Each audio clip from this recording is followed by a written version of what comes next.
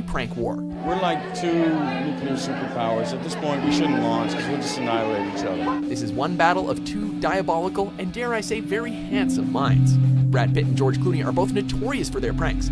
Why? Man, I need a psychologist. Tell me why. But they reserve their best for each other. Clooney has placed a few innocent bumper stickers on Pitt's car with things that read like, "I'm gay and I vote," and "small penis on board." He's also revealed that he had stationery made with Brad Pitt's name on it and sent fake letters to Meryl Streep. And I sent it to her with a note from Brad that said, you know, I hear you're going to be doing the Iron Lady soon. This guy helped me with my dialect in Troy or something. You know, here, I thought maybe this would help. And I sent it to Meryl, and you know, she's very confused. Pitt, meanwhile, has taken out full ads for Clooney boasting about being the sexiest man alive, and once tricked Italian film crews into calling Clooney Mr. Ocean and avoiding eye contact with him. These are just a few things in this ongoing war that we really hope never ends. Brad got me pretty bad on one where I think he was doing Letterman, and Letterman asked him when he and Angie were going to get married, and he said when George can legally marry in California. You know? Number 7, Bill Hader pranks school. Human DVRs. Oh, okay, I'm sorry, Stefan. What are human DVRs? It's that thing where a midget sits on your TV and tells you what happened on Scandal. A great comedian of the new generation, Bill Hader may have taken his best role when he became Mike the firefighter to prank a New York high school. Run! Come on! Donning a fake mustache, aviator glasses, and a full firefighter's jumpsuit, Hader spoke in classrooms and at an assembly, providing horrible safety tips and making kids stop, drop, and roll. Get on your feet, get on your feet, get on your feet, get on your feet. Stop, you're on fire. Drop, roll. This prank ended with a wonderful twist, as Hader was actually fulfilling a student's request through the Make-A-Wish Foundation to prank the school. I'm a really big fan. He's one of my favorite celebrities, Jesse St. Clemens. He's from the Red Lobster commercials.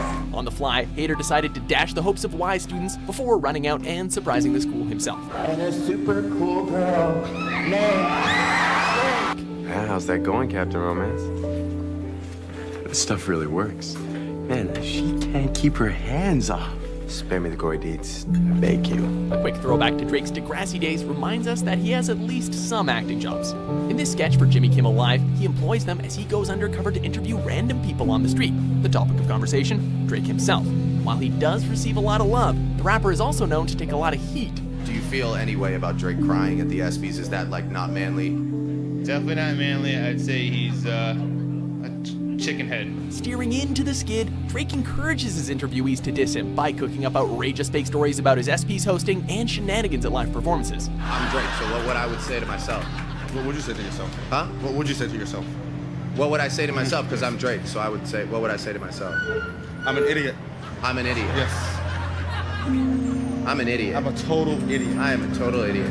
He's quick on his feet and smart with his own disses, proving just how multi-talented he really is. The final reveal is brilliant, leaving one street goer absolutely stunned. Bitch, I go to sleep with a suitcase. And, oh my God!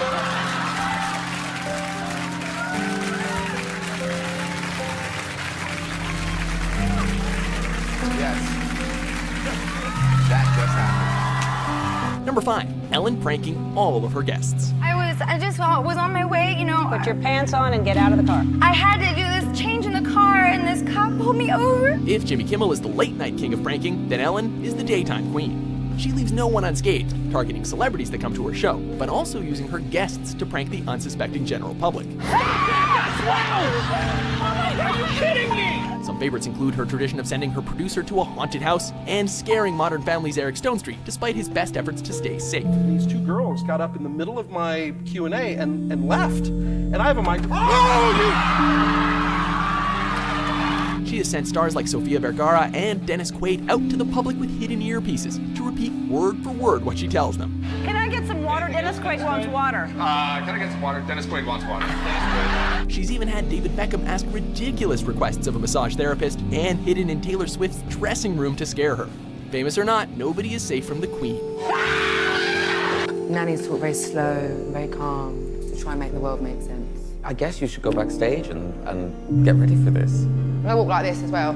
I don't go like that now. Hanging Backstage with a bunch of fellow impersonators, Jenny makes fun of Adele for taking so long on her next album and complains about the lack of demand. Mine's been a bit slow recently. Not that many. Oh, really? Yeah, not much of a demand. Jenny fits right in, and nobody suspects a thing. That is, until she steps up for her audition. I'm not feeling great.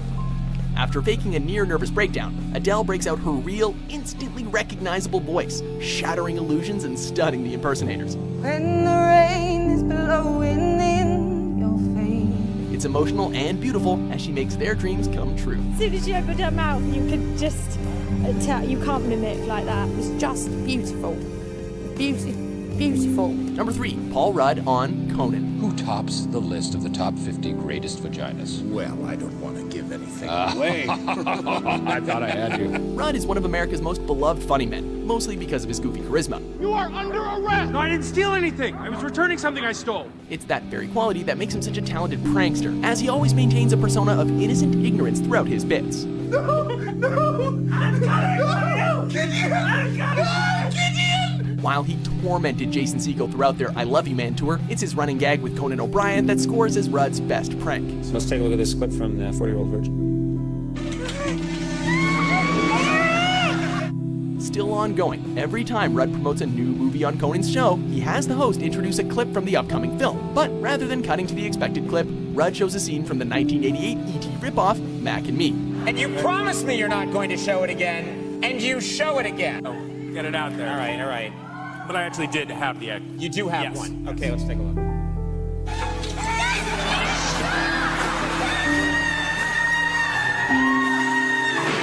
Without fail, Rudd always plays it cool, while Conan is caught once again. This is maybe the 10th time you've done this to us. This seems to be your favorite thing to do, is to set up a clip from one of your movies, and then we show that clip, which is unforgettable, by the way. Number 2, Arnold Schwarzenegger pranks wax museum goers. You have elbows and you have knees, so touch them. Very nice. The Governator has pulled off a few pranks in his day, like when he pretended to be a gym trainer in the name of charity. When it burns, it grows. Remember that. Maybe you saw me on the FBI Most Wanted list. This time raising money for after-school programs, Schwarzenegger went back to the makeup chair to suit up as his most famous character, Model T-800, the Terminator. Get out. Just joking. First, he enjoyed walking the streets of LA, spitting classic lines from the franchise at tourists, and even having a showdown with an Arnold impersonator. Who are you? I'm the Terminator. Who are you? I'm the Terminator. I'm the T-800. The real comedy gold comes at Madame Tussauds Wax Museum, where he pretends to be a wax statue before coming to life and terrifying unsuspecting museum goers. Because I am. He has a good time, and it's all for a good cause. No touching.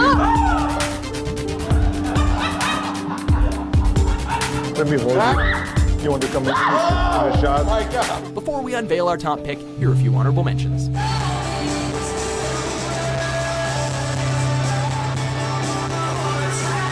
How about a little victory music, shall we? Please. I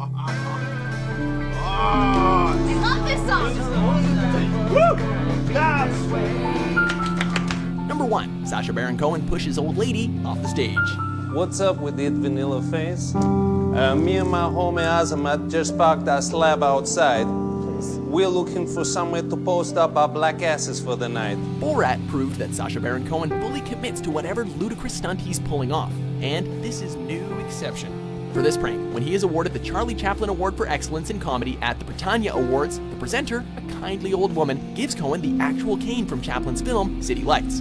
Cohen graciously accepts, but things go south when, in the middle of an impersonation of Chaplin's dancing, the cane snaps and Cohen pushes the presenter off the stage. Cohen tries to revive the woman as she's lying lifeless on the ground before he gives up and returns to his acceptance speech. Grace Cullington is the oldest, was the oldest